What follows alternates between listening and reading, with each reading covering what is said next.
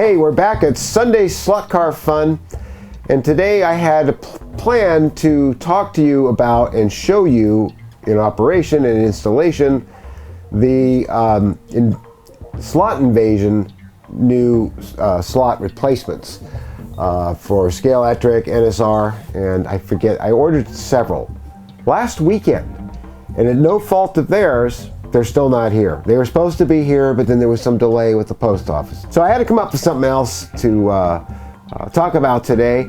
And what I decided to talk about and show is the Ostorero Lotus 38 that I'm finally back to. Yesterday I was able to put it in the paint booth and put some clear coat on it. Now, I always like to clear coat my bodies first before I put the decals on, so you have a very smooth, shiny surface, so you don't get icing. When icing is sort of trapped air behind the decal, and it makes that sort of frosted look, and you can see the decal in certain angles, and you really don't want that. So now this particular kit was pre-painted, so I didn't know what kind of paint they used, and so I was really reluctant to put lacquer on it or enamel and get crinkling. So I wrote to Danielle Ostorero, and he wrote back and he said, Steve, you have several options, and he told me what they were, and one of them was Duplicolor. He wasn't sure I could get it over here, but absolutely I got it over here. I had it already on hand, and it's their clear coat. It didn't say glossy or anything, but I assumed because it was for a car clear coat, it must be glossy. I warmed up the can a bit in the oven that I have at the studio at work, because it was really cold in the back, and it was like ice cold, and that's not good. So I got it to a little bit room temperature above slightly, let it cool down a bit, and sprayed this stuff on, and it was absolutely beautiful. He was right. Thank you, Danielle. Or is it Daniel? I'm not sure. Someone will correct me, maybe even you. So I wanted to show the Ostorero Lotus 38, and I wanted to put a couple decals on it and show you how I do that. Everyone does it differently, but I have a certain method I use. And I also wanted to talk to you about tires. Not often, but I have heard people say, well, there's nothing wrong with the tires in a Scalextric car. Well, no, not until you remove the magnets. So we remove the magnets, and the minute I do that, even after I true the tires and clean the tires, they still handle very poorly. And also foam tires. Foam tires, I don't know, they're bad. They just don't work well.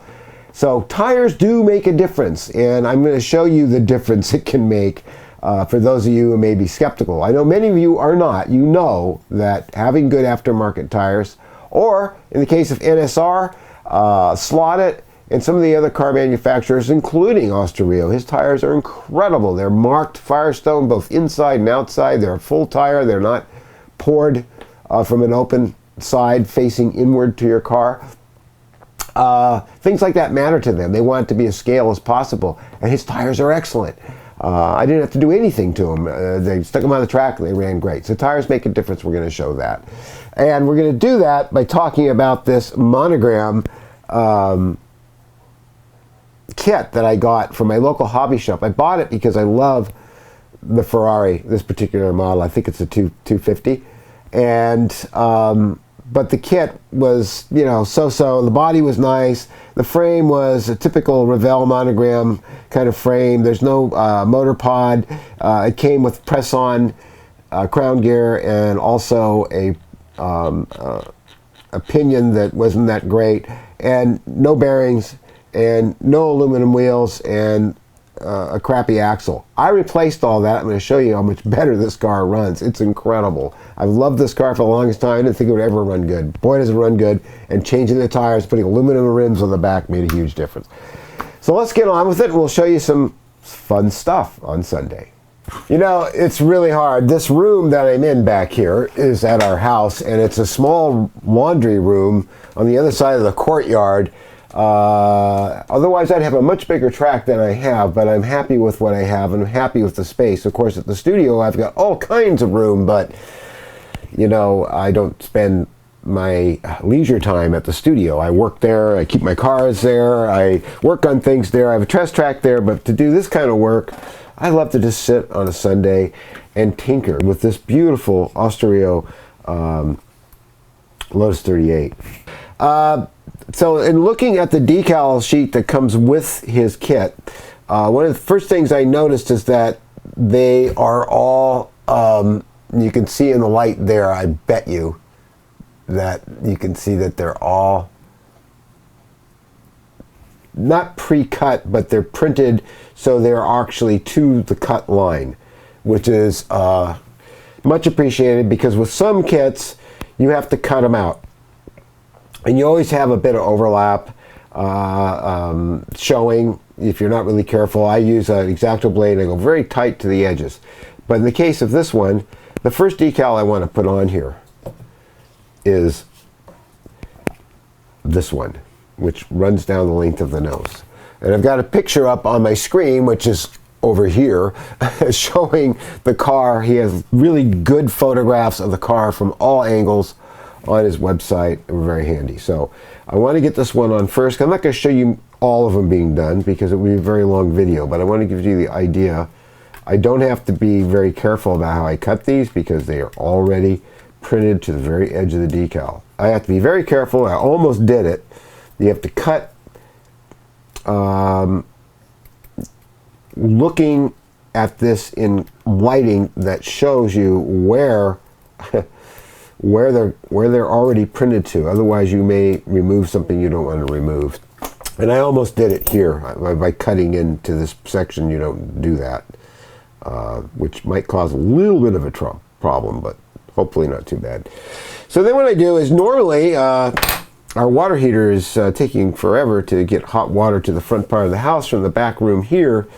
But normally I would use warm water and just put these in like so and let them curl. And again, it's better to, trying to get all the little bits of dust off I see. It's better to put the clear on first so that you get a really good decal fitting to this. You won't get air trapped underneath. It'll go on, it'll slide back and forth really easy so you can get exactly where you want it to be, and that's a big advantage. And then after that, lightly put a clear coat on top. It will look kind of frosty, but let it dry so it seals in the decal very well, because what I have found in the past is if you just pile on a bunch of clear on top of the decal, it can cause crinkling. The decal will slip a bit on you. So you want to kind of fix it in first. And I've had that happen. In fact, it happened on this.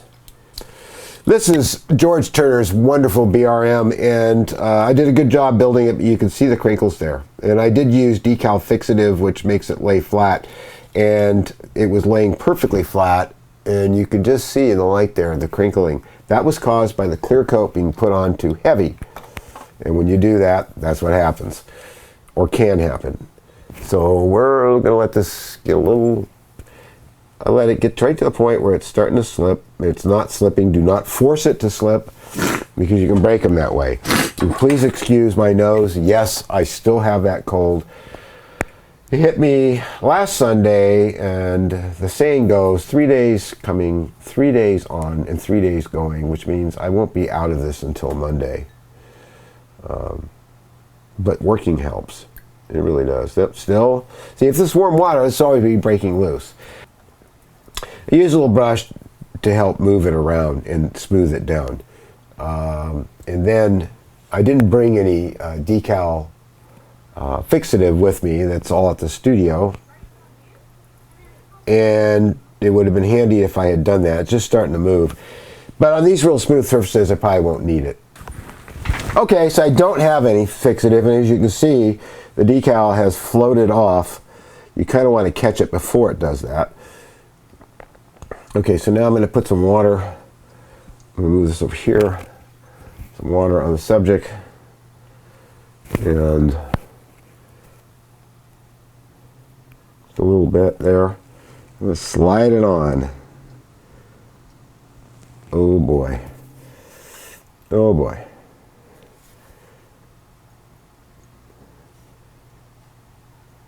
Yeah, I could really use that setting solution, because getting this to go under. Now I can actually put it on after the fact, but for getting around that curl like that, it would be really helpful to have it. But these decals are excellent.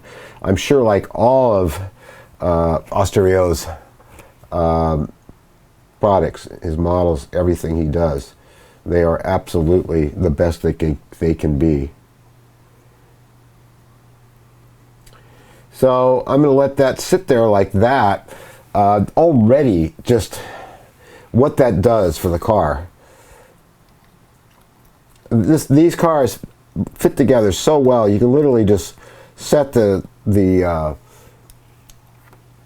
body down on the frame and it just sits perfectly without even the screws being in. Oh, see, that crinkling right there needs to go down, and there's no setting solution here. Bad man. Should have thought about that beforehand, but I'm just going to keep my eye on the decal, keep pressing it down. On the side, I won't have too much of a problem with that because it's fairly flat. So we're going to put this 83 that goes on this side, I believe, because it certainly can't go on that side. Be careful to look at how it goes on. And it's got the, I gotta really look at this.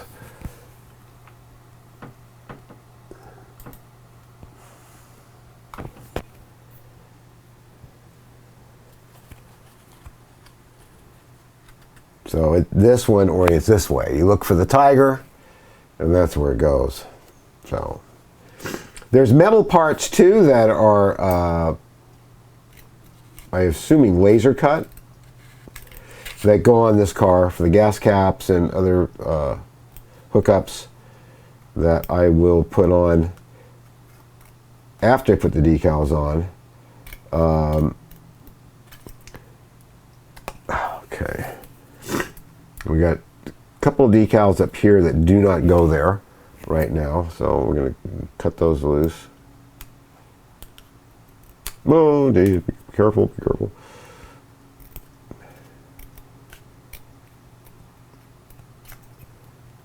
There. This will be exciting to see this one on too. So this one goes right here. And you can really locate where it goes because his pictures are just so good. So I'm going to put that one in the water and let that soak up a bit, and when we come back, we'll see how that looks with that decal on. And I'm going to look for some decals. Okay, so this one goes, okay, that should be easy to tell.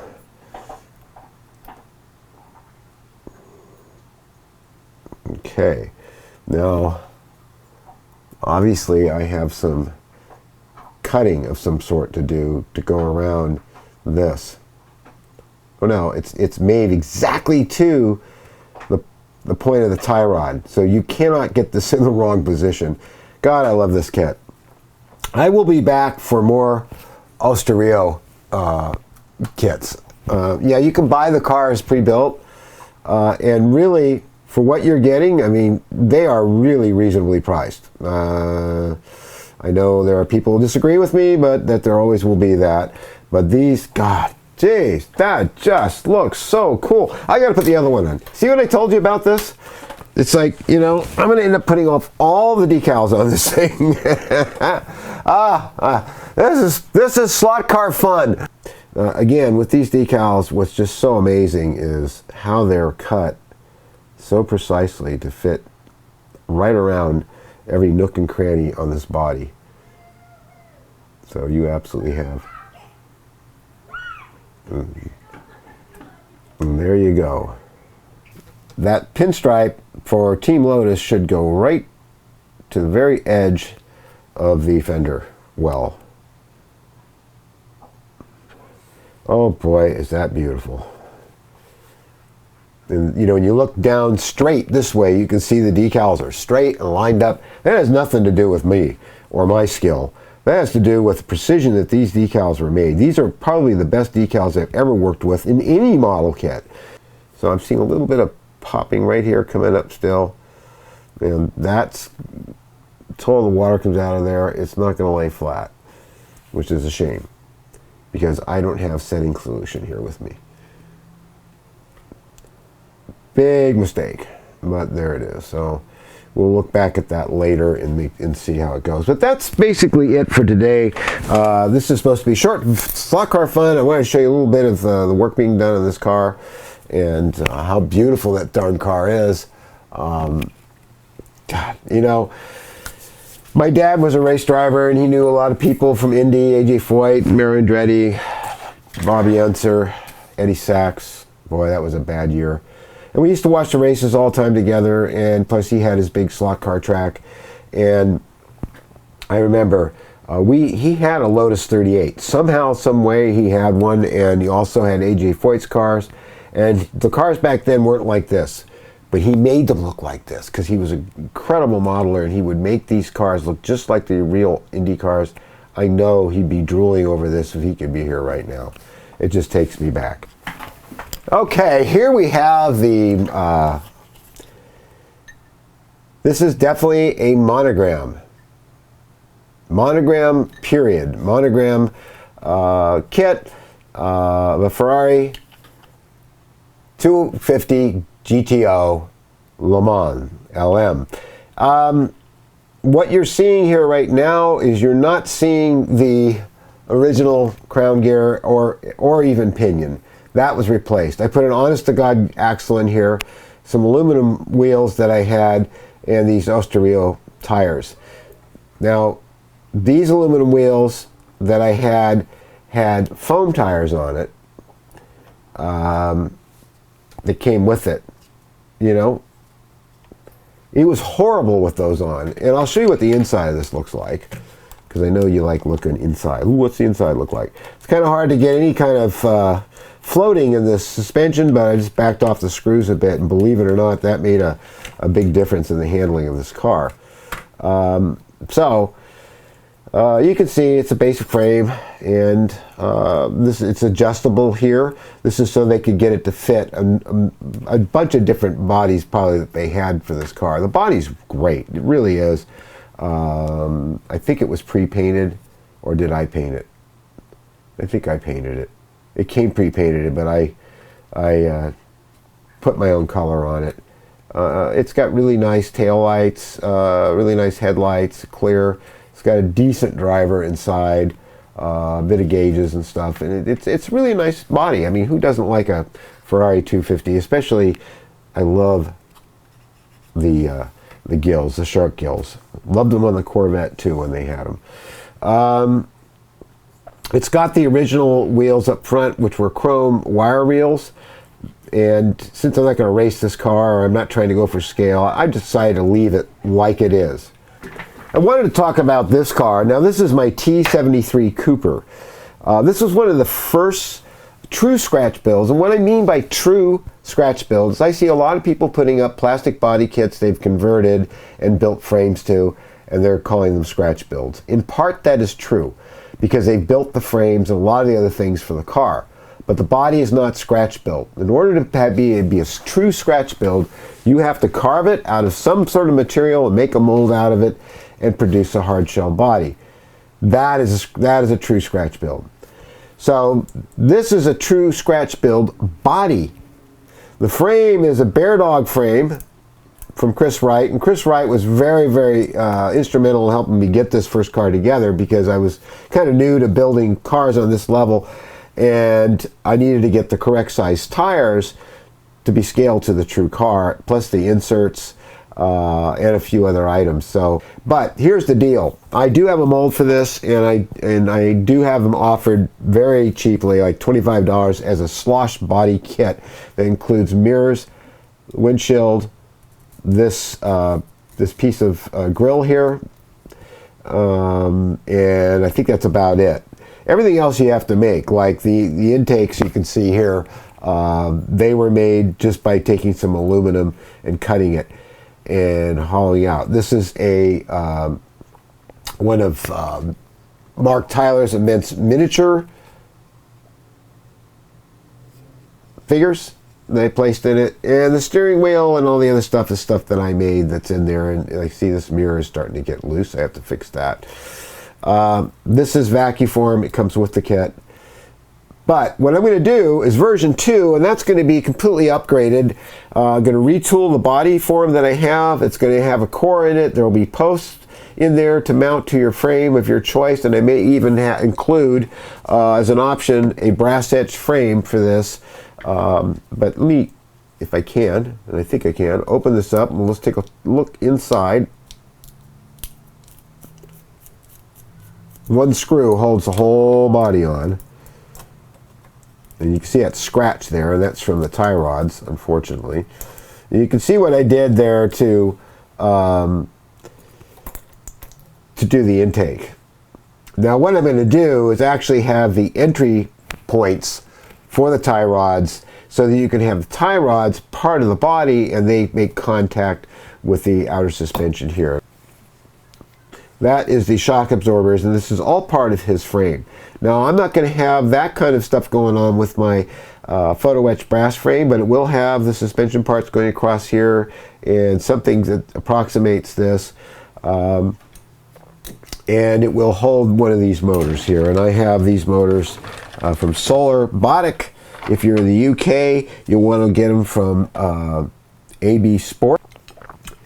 Anyway, these very small motors are from AB Sport, and they are very, very effective, and you can get these in the UK. If you're on this side of the ocean, you can get these from Canada from Solar Botics.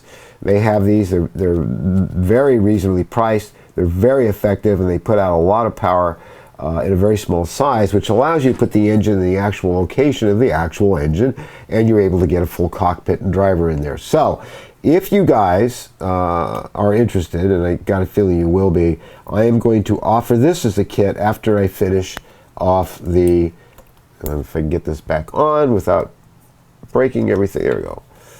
Nope. It's really tricky getting this on. It's very cramped. It's a tiny car. There we go. So, love this car. This car you have seen in previous videos run, and it runs magnificently. It is so smooth and quiet. It's just a wonderful car. I love it. So, yes, I'm going to offer this as well after we finish its precursor car, the T51 from 1959. Cooper, and you can see the difference in these two cars. But this car also runs very well, and it's using my own frame I've created, which will also be a brass etched frame that you can get. This is just sort of sitting on there with tape. I still have yet to put a lip all the way around this on the master that I'm going to be molding next week for the production run. That lip will retain this windshield rather well, I'm hoping.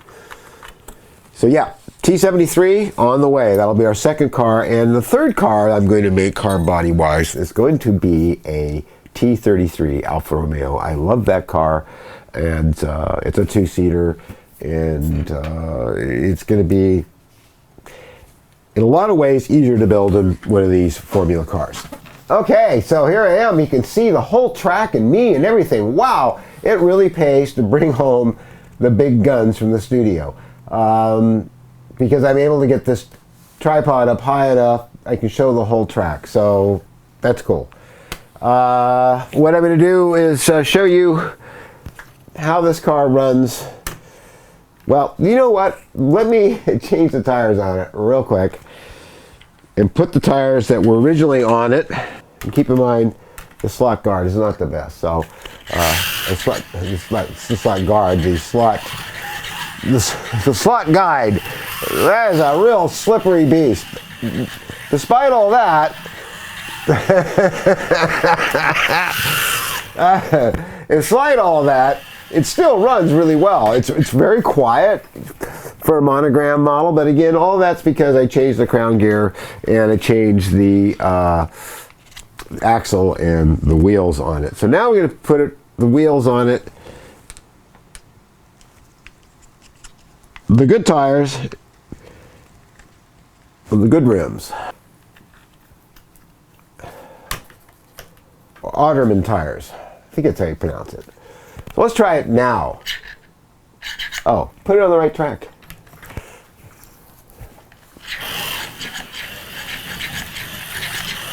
See the difference? And this car runs magnificently now. And that's what you can do with a cheap car like this Monogram kit from, it came off, and that's about to change because with any luck today, the slot invasion slot guides are going to show up. I can't wait to try those because Dave Kennedy, I asked him last time on his live stream, excuse me, are these really worth it? And he said, yeah, Steve, they are. And it was in a very serious tone that he answered me that. So I've ordered stuff from Slot Invasion before. I ordered these controller stations, holders, if you will. They are incredible. They work so well. This is something I really been needing. They have a lot of other cool stuff there. Go check it out. slotinvasionusa.com. So, well, what else can I run long as we're in the kitchen? Well, I did talk this week about this Jag. This Jag is from John Warren. It's one of his bodies that you can get. It's a beautiful body. It's really scale as far as I can tell, and I had to add a lot of things like a driver, steering wheel, dashboard, mirrors, a windscreen that I made, scratch built and everything. But this car is on an old Eldon frame and an old Eldon motor. It's a motor from the 1960s, and likewise, this car runs so well. It's not real fast, but it does the job. And I have good tires on this too. But I have just recently ordered from Kendall the wire wheels that are aluminum and with the good tires on it. And so I have a match set of wire wheels for this car because that's what the car had. So that's going to do it for this Sunday Slot Car Fun. I hope you enjoyed it. I'll be back. And if you're wondering about this t-shirt, both Dave and I get our t-shirts from a similar source or the source. It's called Blipshift. Blipshift.com. That's right. I found out about it from Dave the first time. I said, he's always got a cool t-shirt on. I don't always wear one, but I recently got this one, and it's called Water Cooled. And you gearheads out there will understand what's being said here. We'll see you next week.